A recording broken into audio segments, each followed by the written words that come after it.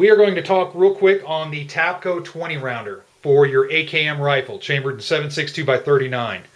The 20 rounders, a lot of people overlook, but the 20 rounder does have a place, especially if you want to keep your AKM rifle a little bit more streamlined in height for as far as storage in a truck or carrying it on your back if you're out in the wilderness hiking, or just using it as a self-defense gun. As you can see, this is the 20 rounder I have inserted into my AKM. Comparing it to a 30 rounder, you can see the size difference as far as length is concerned. Now, the best magazines, of course, if you're going for 20 rounders, are always going to be the military surplus, the tanker mags, the old 20 round tanker mags. But sometimes they can be a little bit harder to find, and they range in price. Sometimes they're real cheap, sometimes they're a little bit more spendy. These things are always available, and for 90% of us that's watching these videos, the Tapco mags will work just fine. Around $20 or less per mag, real inexpensive.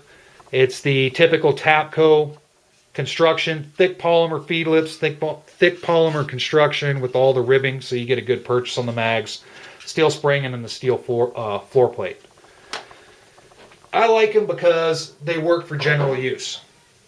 The magazines tend to work when you keep them loaded for a long time. That's a plus for me. Sometimes if you look at more budget price mags, if you keep them loaded for a while, you might run into problems feeding. The polymer construction, the one minus about it is it's not steel reinforced like some of the Bulgarian polymer mags. You got the steel reinforcings on the inside. That doesn't matter a whole lot to me, but to some people that may be a negative. But then again, you got to remember it's a $20 mag, so it's not expensive at all.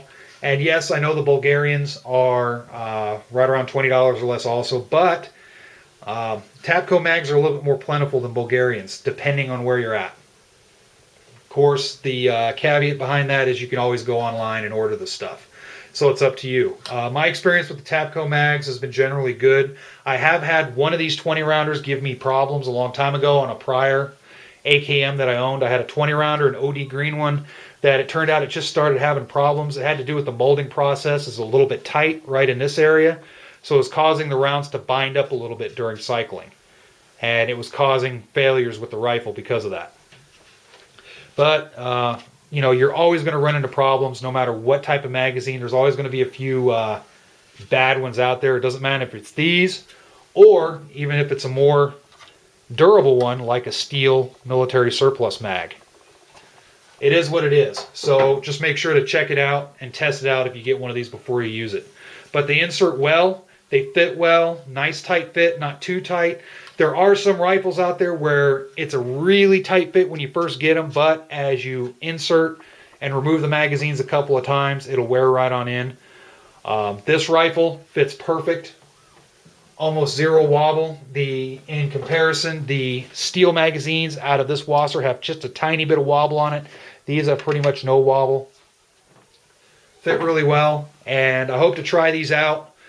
Hopefully tomorrow I'll get out to the range, do some shooting with this AK tomorrow. We'll see how the weather plays out, and it should be fun.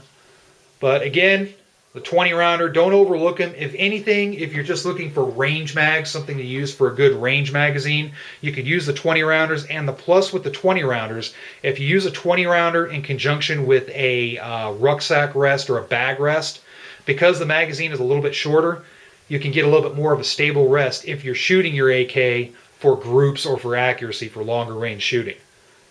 So all right, thanks a lot for watching, and as always, stay safe, stay armed, stay free.